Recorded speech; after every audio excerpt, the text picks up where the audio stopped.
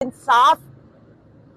Chief justice साहिबा जो खुद एक औरत है, आपसे इंसाफ तलब करने खड़ी है। तो नाज़रीन, पीटीआई ने चारों सूबों में अपनी जो एक्टिविटीज़ हैं वो तेज़ कर रखी हैं और चारों जो सूबाई सदूर हैं उनको भारी जिम्मेदारी दी गई है। साथ साथ जो वहाँ पर मुकामी आला ओहदेदार हैं पीटीआई के, उनको भी भारी जिम्मेदारी दी गई है कि वो आवाम को निकालें, आवाम को मोबिलाइज़ करें और इमरान खान का पैगाम जो है वो सही मायनों में डिलीवर करके दिखाएं। इस मौके पर जो पंजाब की जिम्मेदारी है वो आलिया हमजा के सुपर्द है।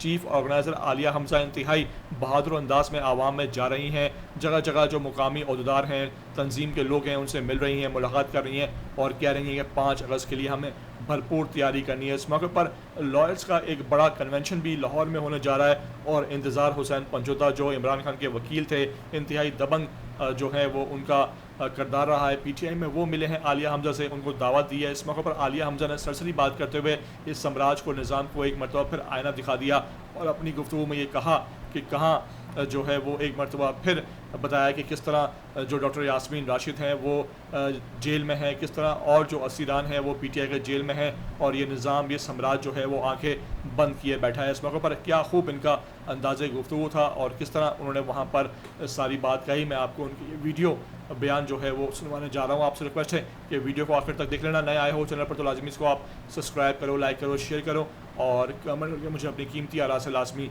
आगाह ज़रूर किया करो। इंसाफ।